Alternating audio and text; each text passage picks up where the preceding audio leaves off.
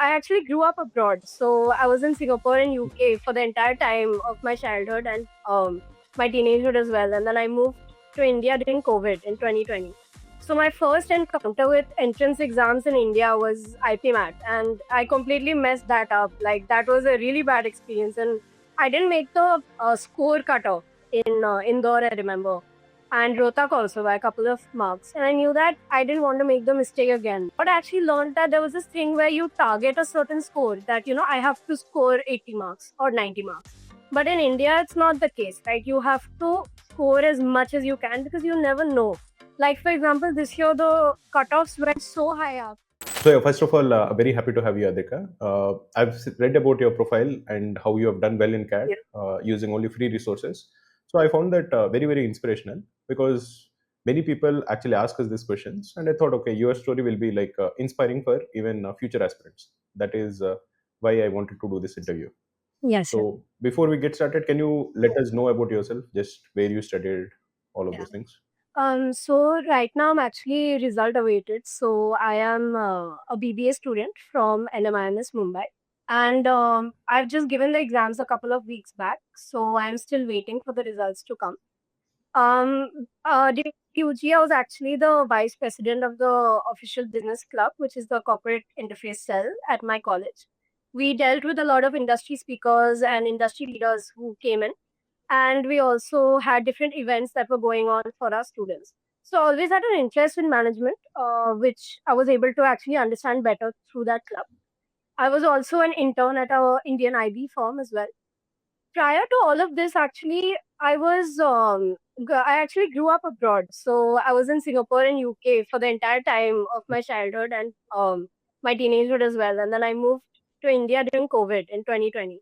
So my first encounter with entrance exams in India was IPMAT, and I completely messed that up. Like that was a really bad experience, and I didn't make the score cutoff in Indore. I remember, and Rohtak also by a couple of marks. And I knew that I didn't want to make the mistake again in CAT because, of course, for MBA, I wanted a tier one college and I wasn't ready to sort of have another option or to go for a backup. So I knew that I had to make it in one go. Right. So that's why I knew that I had to approach it differently. When I grew up abroad, I actually learned that there was this thing where you target a certain score that, I have to score 80 marks or 90 marks. But in India, it's not the case, right? You have to score as much as you can because you never know. Like, for example, this year the cutoffs went so high up as compared to 2023. So if I had that mindset, oh, I need to get 80 marks, I wouldn't be able to make it this year.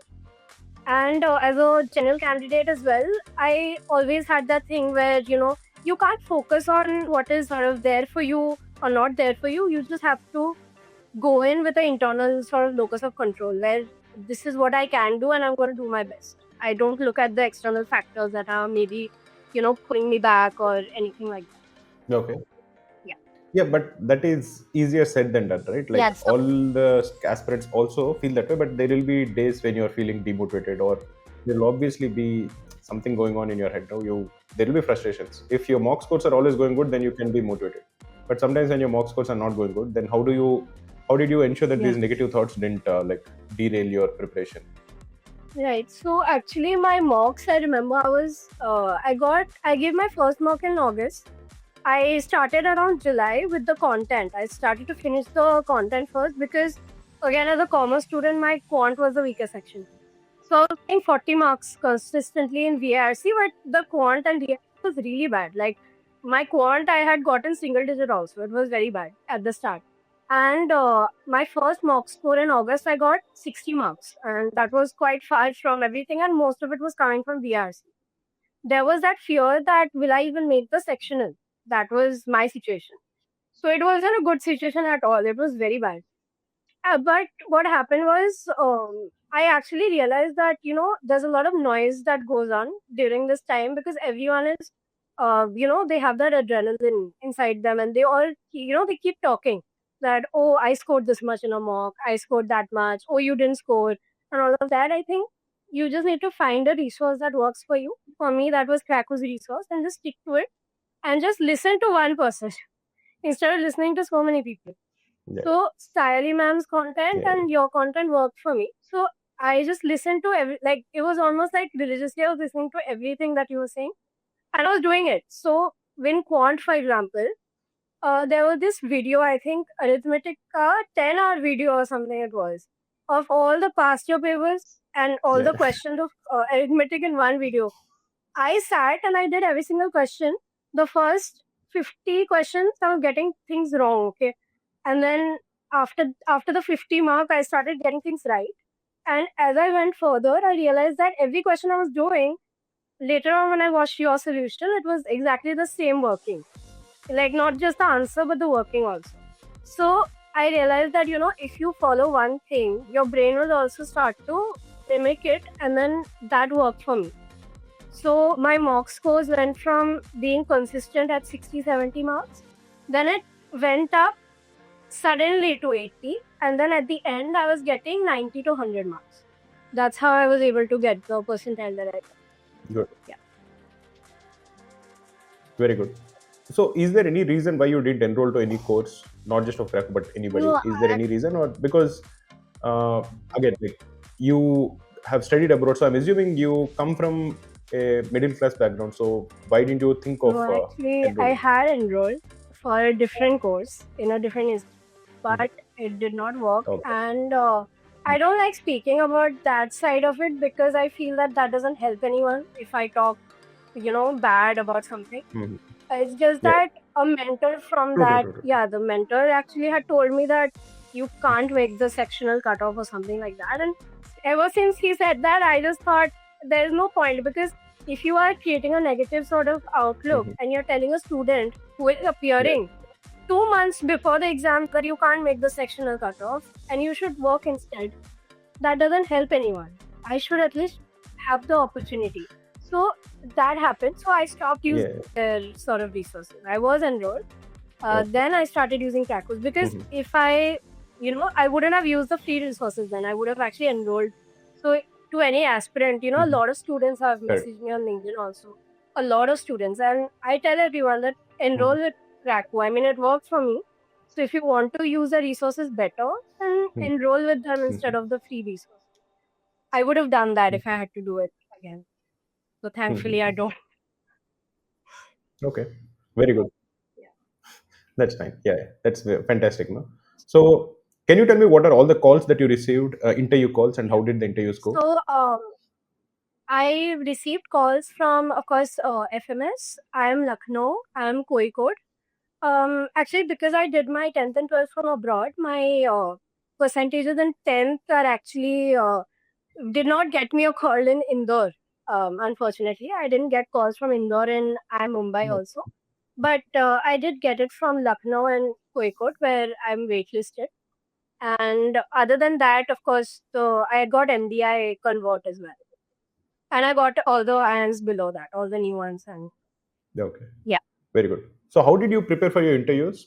Because your profile is slightly different, right? So that will definitely be an advantage. Yeah. So, did So, you work on your profile? You're telling about yourself, anything like that? yeah. So actually, so now CAT was done, and every aspirant thinks that, once you're done, like it's great. Now you're good to go. But then that's like the beginning, right? And the GDPI thing is Yeah, yeah, yeah. it's very intense, and also it's very important because it's 50% weightage almost, right? So what I did Correct. personally, Yeah. I was actually really scared about the GK portion because again, I grew up abroad. I never had GK, Indian GK. Um, so my knowledge regarding India and anything that they could have asked about the cities that the colleges were in, I didn't have much knowledge. So the entire December, I remember I studied the entire syllabus, the history syllabus. I don't know. I was really scared. So I studied sort of geography and history, and then after that, I also did normal static GK. So I focused a lot on static GK. And apart from that, business news I was actually reading since UG, so that wasn't an issue. I just continued with Economic Times as I was. So that I had to focus on. Again, because of my background, it was really important for me to sort of collate my thoughts regarding my entire life and what I learned from the different places that I lived in or grew up. because something that always comes up in my profile is the Yeah. point about adaptability. Right. Very few students have actually, I have friends who have studied with abroad, right? A lot of them are Indians.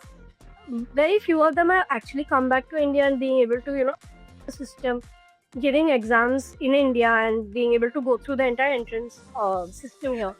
So that comes up a lot. And that is something. Yeah. So in FMS, my extempore topic was actually the cosmopolitan way of life. So again, same about that only, that how I was able to learn different things. So that point I had prepared really well. Otherwise, UG subjects are really important for freshers because I'm a fresher. They expect that your UG knowledge is very good. And since I'm mentioning finance, I had studied again all of the subjects I had in finance very well. So I had studied it to the level where if they had asked me to solve also, I'd be able to solve. And they had asked me. And I remember, I think it was Rohtak interview or somewhere else, Koikod's interview. They had asked me to solve. So I had solved also economic questions, economics questions. Okay. Yeah. So UG topics are very important Okay. for freshers Very and good. even workers and workers. Okay. Very good. One of the things that I noticed is you either got waitlisted or converted most of your interviews, right? Is that the case? Um, yes, I actually, yeah, my main course actually I was focused on my main course. So FMS I converted, MDI I had converted, Lucknow and Kozhikode I was waitlisted. I don't actually below that I don't really remember. Rohtak also I converted. Sorry, I didn't mention that before. Okay. Rohtak I converted. Raipur I got waitlisted, etc. IIFT and all I hadn't actually applied. I didn't have the knowledge, and it was a stupid decision. But I didn't apply. But Hmm. yes, I did get converted or Mhm. waitlisted to everything. Very good. No, that's what I always tell students, that if you have a profile which is diverse or different, it will definitely be something that will easily stand out. Good. So, for example, in your particular case, your experience abroad, and like you're saying, a slightly different profile of adapting back to India and the Indian competitive exam rigor Yeah. will immediately stand out. So, in the interview panel, because from the standpoint of the interview panel, they have been interviewing people every day for like say 10 or 15 people in like 3 or 4 hours. Yeah. So at the end of it, they won't remember, right? They will write some marks and all. But if somebody stands out, I think that is definitely very, very good. So I think that would have might have definitely helped you also. But that's good. One last thing I wanted to ask you is, which I ask in all the interviews also, what is one good thing that you did in your CAT journey, and what is one bad thing that you did that you Uh, don't want the future aspirants to do? Any mistake that you might have made? Yeah. okay, I'll say the bad thing first because right now is sort of the time when Okay. people are starting seriously, right? I made the mistake of giving my mock too late. I mean, it was almost too late. I gave it in August. If I had to go back, I would have given it earlier in July. Actually, even if you're not done with the content, I didn't want to see a score. I didn't want to see a negative score. That's why I was really scared to give it. Don't be scared because the first mock doesn't say anything. I got 60 marks in my first mock, which is bad as compared to, getting Mhm. between 90 and 100 in the actual exam, right? So give it as early as you can so you know the pain points that you can work on. And something I did well, which I saw also, is you need to shut out the noise. Like there's a lot of talking going on all social media sites everywhere. Right now is a good time to talk to people, talk to alumni of the schools that you're targeting, talk to mentors and everything. But by July, I think set on one person or set on one institute and just do that. You don't need to listen to someone who has scored 100 percentile in the first mock. It doesn't change your journey, right? So just don't Mhm. focus on that. And that is also very Yeah. demotivating. Yeah. Mhm. True. Okay, one last question. I know that I said the earlier one would be the last, but can you tell me a few videos of Krakow on YouTube that you think have really helped you? Yes, I actually have a list.